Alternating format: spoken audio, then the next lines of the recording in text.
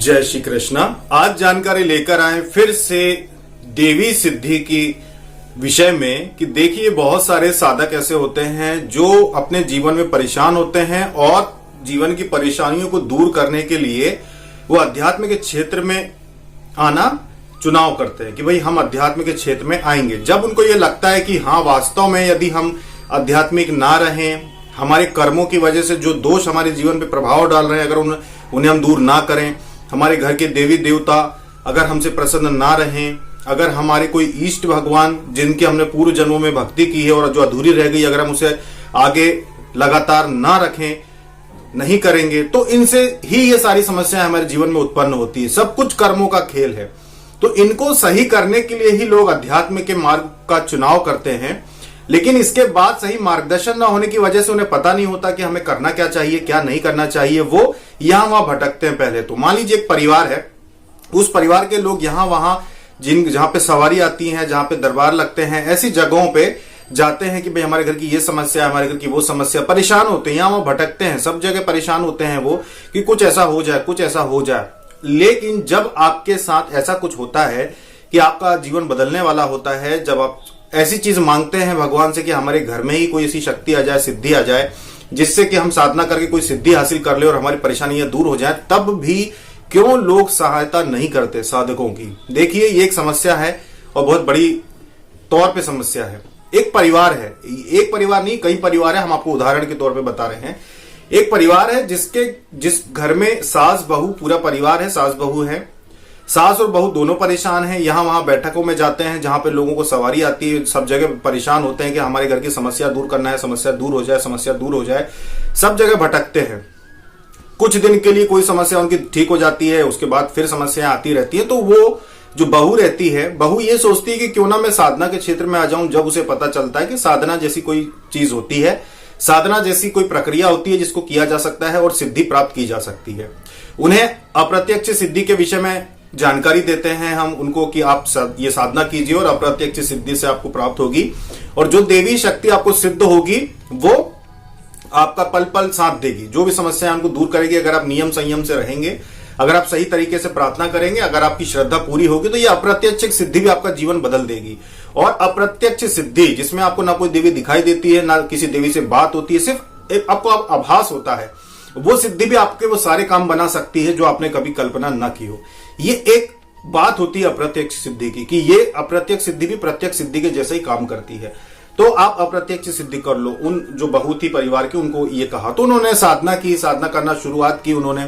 फिर उन्होंने खुद ने निर्णय ये लिया कि भाई मुझे तो सवारी आना चाहिए, मैं देवी की अगर सवारी आ जाए तो मैं स्वीकार करती हूं। और मैं ये जो उन्होंने किया हमें बिना बताए किया, अपनी स्वेच्छा से बात उन्होंने बोली कि मुझे तो अगर सवारी आ जाए तो अच्छा है, मैं उनकी सेवा करूंगी, उन्होंने कहा। और उसके कुछ ही दिनों के अंदर अचानक से जब वो कहीं मंदिर में जाती, कहीं भी आरती हो रही होती और वो पवित्र स्थान पे होती, तो उनको वाइब्रेशन आना शुरू हो गए और उनके शरीर में सवारी आना शुरू हो गई। बोला कुछ नहीं उन्होंने, लेकिन ये सब होने लगा उनके साथ। फिर उनकी जो सास थी उनको भी पता चला कि भाई ऐसा ऐसा होना शुरू हो गया है। फिर हमें पता चला, हमें बताया कि ऐसा ऐसा हो रहा है। तो हमने उनसे पूछा कि ऐसा क्यों हो रहा है, आपने क्या किया था, कुछ कहा था, आपने बोला था देवी को कि मेरे को सवारी चाहिए। अप्रत्यक्ष सिद्धि की जानकारी आपको दी थी, साधना भी आपने अप्रत्यक्ष की है, तो फिर सवारी तो आती नहीं है जब तक कि साधक की इच्छा ना हो, ऐसे ही नहीं आती है। तो आप बताइए कि आपने कुछ कहा था। तो उन्होंने कहा कि हाँ मैंने ये प्रार्थना कर ली थी कि मुझे देवी की सवारी आने लगे तो अच्छा है। तो हमने कहा बस इसीलिए आपको सवारी आ रही है और ये तो बहुत अच्छी बात है। देखिए कोई भी साधना जब आप करते हैं तो वो आपकी इच्छा के अनुसार ही आपको फल देती है। यदि आप अप्रत्यक्ष सिद्धि लेते हैं, जैसे कि बहुत सारे लोग, लाखों लोग जो हैं वो अप्रत्यक्ष सिद्धि उनको मिलती है और उससे उनका पूरा जीवन बदल जाता है। कुछ साधक ऐसे हैं जो सवारी चाहते हैं, उनको सवारी भी आ जाती है। सभी को आ जाए ये जरूरी नहीं है, आपके शरीर की पवित्रता आपके तपोबल पर निर्भर करता है। तो आ जाती है सवारी, तो उनको सवारी आ गई। तो हमने कहा कि अब इसमें समय लगेगा, जल्दबाजी नहीं करना, क्योंकि अब सवारी आना शुरू हुई है आपको। तो इसमें आपको हो सकता है 1 साल लग जाए, 2 साल लग जाए पूरी तरह से उस देवी शक्ति को आपके शरीर में आके बोलने में। और जब एक बार वो बोलने लगेंगी तो दुनिया भर की जो भी मनोकामना है आपकी वो सारी तो पूरी होंगी होंगी, साथ में सारे प्रश्नों के जवाब मिलेंगे। जो भी समस्याएं आपके घर में आती है, यहां तक कि आप दूसरों की सेवा कर पाएंगे। आपके घर में लोगों की भीड़ लगेगी, आप जिसका भी भला करना चाहें, देवी उनका भला करेगी। और आपसे बदले में देवी शक्तियों को कुछ नहीं चाहिए, सिर्फ उनको श्रद्धा चाहिए। आपने श्रद्धा से मांगा है तो वो आपको प्राप्त हुई है। देवी शक्तियों को आपसे कुछ नहीं चाहिए, बल्कि वो सिर्फ आपका सहारा बनती है। जब आध्यात्म के मार्ग में आपका सहारा बनती है, आप लोगों का भला करना चाहते हैं तो उसमें आपका सहायक बनती है। ना वो आपसे धन लेके जाएंगी, ना उनको आपके घर का सामान चाहिए, ना ही उनको कुछ नहीं चाहिए। देवी शक्तियों को आपसे सिर्फ श्रद्धा चाहिए और विश्वास चाहिए। अब होता क्या है कि ये जो साधिका हैं उनके घर में अब जब उनको 2-3 बार अलग अलग जगह सवारी आई, कुछ कहा नहीं, तो घर की जो उनकी सास थी कहने लगी कि काम करते हैं कि अगर नहीं आ रही है और ऐसे कहीं भी आ रही है और कुछ बोल नहीं रही है तो हम इसको बंधवा देंगे। ऐसा करेंगे कि बंधवा देंगे। भाई क्यों? आप 17 लोगों के घरों के चक्कर काटते थे, वहां पे जाके माथा टेकते थे, ना जाने कितना पैसा आपने दान दक्षिणा में खर्च किया, सब कुछ आपने किया। अगर आज आपको घर में देवी सिद्ध हुई है, आपकी बहू की मेहनत करने से उनको सिद्धि मिली है, तो फिर आप ऐसे शब्द आपके मुंह से कैसे निकाल सकते हैं कि हम बंधवा देंगे? क्यों आप ऐसी बातें करते हैं? ये तो अपमान वाली बात हुई देवी शक्ति की। देवी शक्तियां, एक बात ध्यान रखना कि कभी किसी को जबरदस्ती सिद्ध नहीं होती हैं कि जबरदस्ती सिद्ध हो जाएगी। आप मांगेंगे तभी सिद्ध होगी ना। आपकी बहू ने ये प्रार्थना की थी कि उन्हें सवारी आ जाए, वो चाहती हैं तो सवारी आई उनको। अगर वो नहीं चाहती तो अप्रत्यक्ष सिद्धि तो उनको मिल ही गई थी। और जहां तक हम बोलते हैं कि ज्यादातर लोगों को अप्रत्यक्ष सिद्धि मिल जाती है और आपका पल पल पे साथ देती है, वो आपका जीवन सफल बनाती है। उन्होंने ये चाहा था ये बात कि हम बहुत ज्यादा परेशान हो गए, मुझे तो सवारी आ जाए तो अच्छा है। उन्होंने प्रार्थना की थी विशेष दिन, तो उनको प्राप्त हुई है। तो फिर इतनी नकारात्मकता कहां से आ जाती है? क्या बहू बेटियों को कुछ भी प्राप्त हो जाना, सास जो भी है उनको क्या स्वीकार नहीं है? अगर सास को आ जाती तो क्या बहू ऐसा कहती? अच्छा, समाज में एक बात देखी गई है कि कहते हैं कि पुरुषों की जो दृष्टि होती है कई बार खराब होती। इसकी शुरुआत कहीं ना कहीं स्त्री से ही होती है, ये भी देखा गया है। कोई भी व्यक्ति जो है मीन मेक निकालने का काम जो होता है, जो घर में सास जो होती है खास करके बहुओं में बहुत जल्दी निकाल लेती है। जब आप 17 लोगों के माथे पे सर पीटने के लिए जाते हैं कि हमारी तकलीफ दूर करो, तब आपको जो बुरा लगता था, जो आपको तकलीफ होती थी, उसको आप भूल गए। और अगर आपकी बहू को देवी देवता आने लगते हैं तो क्यों लोग उसका विरोध करने लगते हैं? पति भी, बहुत सारे पतियों को ऐसा देखा जो अपनी ही पत्नी का विरोध करने लगते हैं कि भाई ये पूजा पाठ ना करे। भाई क्यों ना करे? एक थे व्यक्ति, वो उनके घर में भी देवी आना शुरू हो गई उनकी पत्नी को, तो उनकी पत्नी को उनके नाजायज संबंधों के बारे में पता चल गया कि भाई इनके नाजायज संबंध है बाहर। क्योंकि जब देवी शक्ति आती है तो उनको दृष्टि प्राप्त हो जाती है, वो सारी चीजें उनको समझ में आ जाती है कि कौन क्या कर रहा है। सामने वाले इंसान की कितनी भी गुप्त रहस्य हो उसको उनको पता चल जाता है। तो उन महाराज ने जो व्यक्ति के पत्नी को देवी जी आ रही थी, उन्होंने अपनी पत्नी की देवी को बंधवाना चाहा। बहुत जगह गए, बंधवा भी दी कि देवी ना आए। पर एक बात ध्यान रखना, बंधवाने का मतलब ये नहीं कि शक्ति चली जाती है। शक्ति तो रहती है, जो चीजें उनको समझ में आती है वो आती है, लेकिन सिर्फ अपने नाजायज रिश्ते को छिपाने के लिए आप देवी को बंधवाने का प्रयास कर सकते हैं। ये तो एक प्रकार की नीच सोच है कहीं ना कहीं। या तो फिर आपके माता पिता ने ऐसे संस्कार आपको नहीं दिए कि आप सही मार्ग पे चले। एक तो गलत मार्ग पे चलते हैं, उसके बाद सोचते हैं कि इस तरह से बच जाएंगे। नहीं बच सकते। हमारे समाज में देखा जाए तो महिलाओं के साथ कुछ भी अगर अच्छा होगा, अगर महिला नौकरी करने के लिए घर से बाहर निकल गई, अगर वो नौकरी करने जाएगी तो शुरुआत के 7 दिन सब प्रसन्न होते हैं, उसके बाद उसी से सब लोग नफरत करने लगते हैं कि काम पे जाती, ताने मारना शुरू कर देते हैं, काम पे जाती, बड़ी कलेक्टर बन गई, ऐसा है वैसा। मतलब महिला अगर नौकरी करे तो वो बुरी हो जाएगी। अगर महिला कोई बिजनेस करना चाहे कि चलो कोई ऐसा बिजनेस शुरू कर लेते हैं कि कोई शॉप खोल लेते हैं या कुछ और कर लेते हैं, तो लोगों को तकलीफ हो जाती है। वहां तक तो ठीक है। अगर महिला को, घर की महिला को अगर देवी देवता आने लगे, अगर ज्यादा पूजा पाठ भी करने लगे, तो भी घर के ही लोग विरोध क्यों करने लगते हैं समझ में नहीं आता। क्या महिला, चाहे वो आपके घर की बहू हो चाहे बेटी हो, क्या महिला जन्म से ही एक संपत्ति है आपकी, या फिर उसको आप ये समझते हैं कि जैसे कि घर में पाली हुई कोई जानवर होता है, जैसे कि कुत्ते बिल्ली को पालते हो और आप अपनी इच्छा से चाहते हैं कि हम जब चाहें तब ये खाए, हम जब चाहें तब ये अब उस हिसाब से काम करें। क्या महिलाओं का भी वही दर्जा है हमारे समाज में कि वो कुछ भी नहीं कर सकती उनकी इच्छा से, पूजा पाठ भी नहीं कर सकती उनकी इच्छा से कोई कार्य नहीं कर सकती? ये बात समझ में नहीं आती।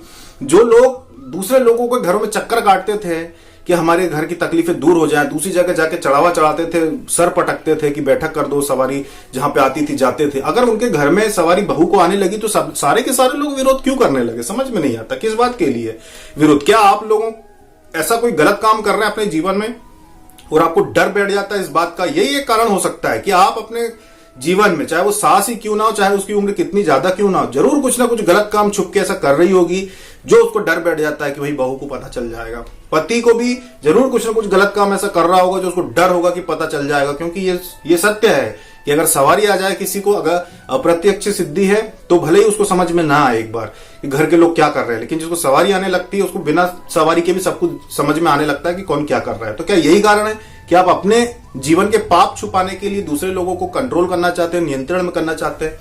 तो ये गलत सोच है। एक बात ध्यान रखें, घर में जब देवी देवता आते हैं तो कहते हैं कि 2 पीढ़ियों से तर जाती है। अगर किसी को घर में सवारी आती है तो 2 पीढ़ी के जो लोग होते हैं वो गलत काम नहीं करते, और 2 पीढ़ी के जो लोग होते हैं वो आध्यात्मिक और सात्विक हो जाते हैं, उनका भला होता है, उनको सब कुछ प्राप्त होता है। 2 पीढ़ी, एक तो जिसके शरीर में आता है और उसके बच्चे भी, क्योंकि बचपन से पूजा पाठ देखते हैं, सब कुछ सही गलत को समझते हैं, तो वो भी गलत काम नहीं करते। तो 2 पीढ़ियां तर जाती हैं जब किसी घर में सवारी आती है।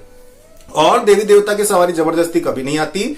ये या तो किसी ने सिद्ध की हो, जैसे हमने पहले भी कई बार वीडियो में बताया कि जिन लोगों के घर में सवारी आती है उनके घर में पहले किसी ने सिद्ध की होगी, पूजा पाठ की होगी, सेवा की होगी, उनके घर में फिर आई, फिर वो उनके बच्चों को आई, जब बच्चों ने चाहा कि हमें आए सवारी आए, हमें उन्होंने पूजा पाठ की कि हमें सिद्ध हो जाए वो देवी या देवता, तब वो सिद्ध होके बच्चों को आते हैं। जबरदस्ती कभी नहीं आता किसी को।